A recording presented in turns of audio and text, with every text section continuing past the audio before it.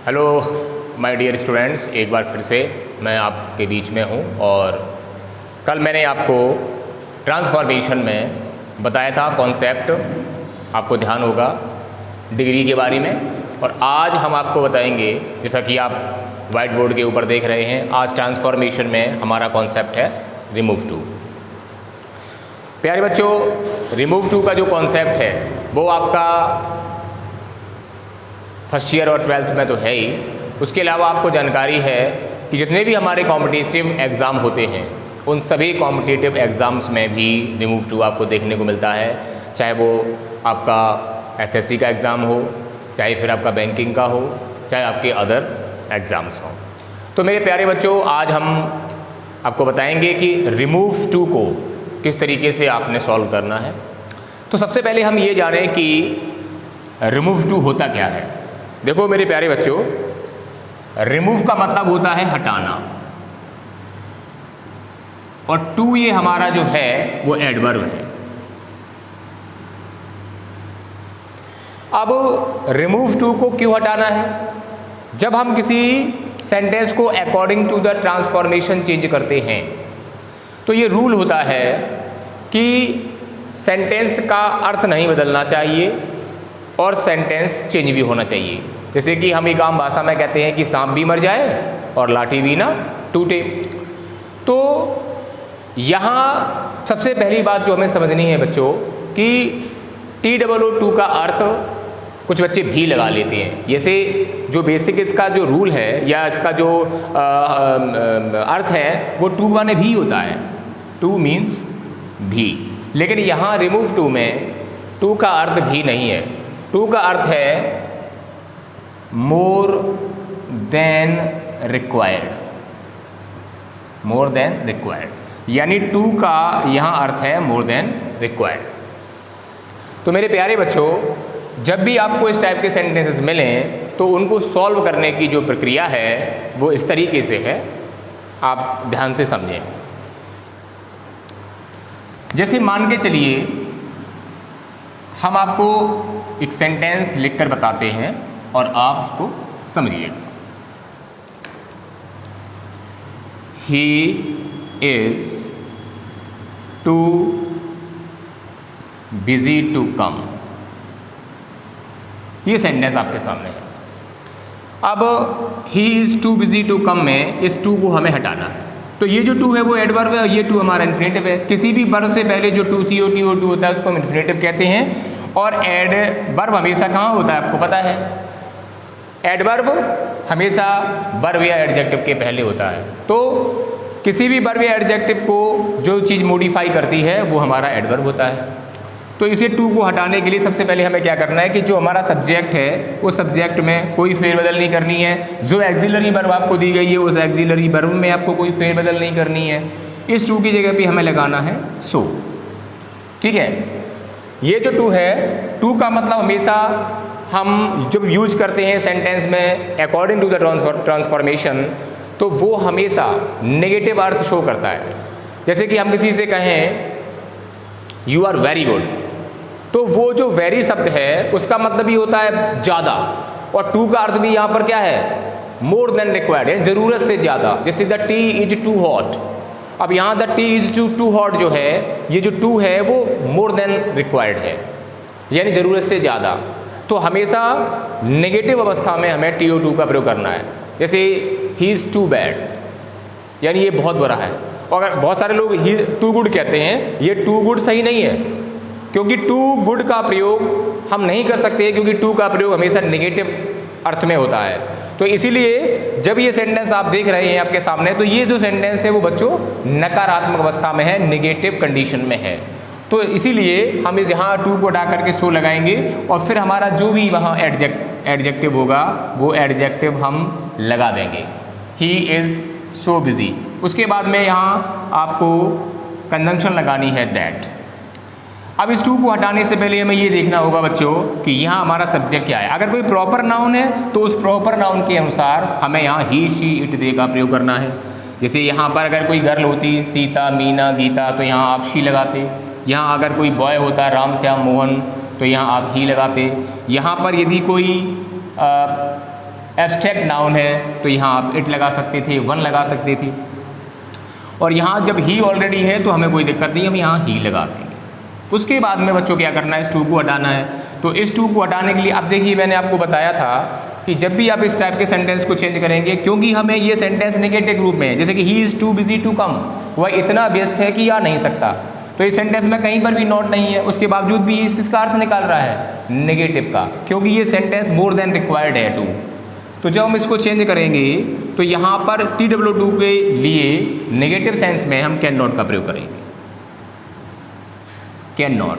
अब हमेशा can not यहाँ नहीं लगानी है, अगर हमें ये देखना है कि अगर यहाँ पर हमारा सेंटेंस ये भी प्रेजेंट में है, इज एम आर, अगर यहाँ वाज वर है तो हम कैन नॉट की जगह क्या लगाएंगे, कुड नॉट लगाएंगे, ठीक है।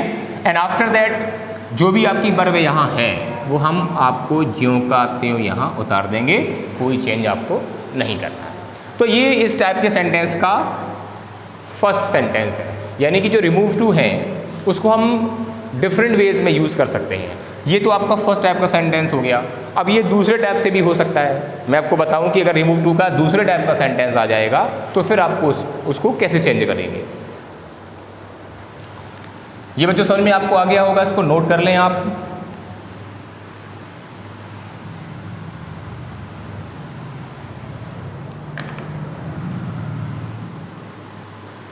The car is to costly for me two by. अब देखिए सेंटेंस में बच्चों बिल्कुल हूबहू बिल्कुल वही सेंटेंस है, थोड़ा सा डिफरेंस आप देख रही हैं, यहाँ फॉर मी आ गया। तो जब भी आप इस टाइप के सेंटेंस देखें जहाँ फॉर मी है, हर है, देम है, अस है, इस टाइप के सेंटेंस आ, तो आप क्या करें, घबराने की कोई ज़रूरत नहीं है बच्चों। जहाँ पर भी फॉर मी है वहाँ आप फॉर आई लगाइए, जहाँ पर हर है, ठीक है, तो वहाँ पर आप शी लगाइए, जहाँ देम है वहाँ पर आप दे लगाइए, और जहाँ अस है वहाँ आप वी लगाइए। तो देखिए मैं आपको किस तरीके से समझा रहा हूँ, आपको कैसे चेंज करना है। द कार एज टू की जगह पे लगाना है सो, जो भी आपका एडजेक्टिव है एडजेक्टिव आप उतार दीजिए costly. The car is so costly, और वैसे ही मैंने आपको पहले जो समझाया था कि जैसे ही आप यहाँ पर कॉस्टली को उठाएंगे आपको दैट लगाना पड़ेगा। अब ये पूरा फॉर मी हटेगा, और मैंने आपको बताया था कि जहाँ पर भी फॉर मी है वहाँ आपको आई लगाना है, तो हमने यहाँ क्या लगा दिया, आई लगा दिया।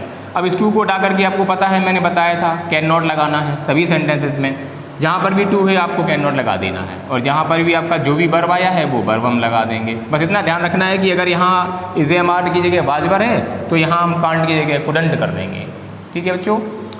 अब इसका थर्ड टाइप का सेंटेंस आप देख लीजिए कि इसका तीसरा टाइप भी बनता है। तीसरा टाइप क्या है,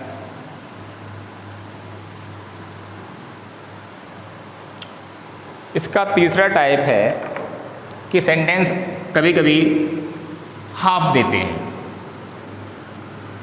ही इज टू नॉटी, वह ज़रूरत से ज़्यादा शरारती है, तो ही इज़ टू नॉटी इसमें हो गया, टू हो गया,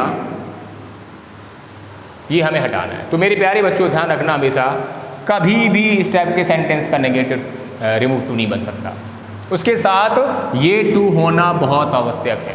तो जब आप इस टाइप के सेंटेंसेस देखें तो वहाँ आप कभी भी इस टू को हटाकर सो नहीं लगाएंगे।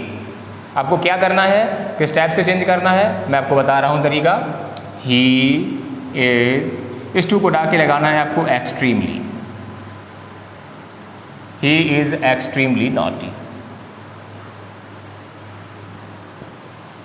और इसका जो दूसरा टाइप है, इस एक दूसरे टाइप से भी इसको आप बना सकते हैं। जैसे अगर आपको ये लगता है कि सर ये मेथड थोड़ा सा टिपिकल मुझे लग रहा है, तो दूसरा है जहाँ पर भी आप इस टाइप के सेंटेंस देखें ही इज़ नॉटी, तो आप इसको टू को भूल जाओ, आप पूरे सेंटेंस को टू छोड़ करके लिखिए he is naughty beyond the proper limit.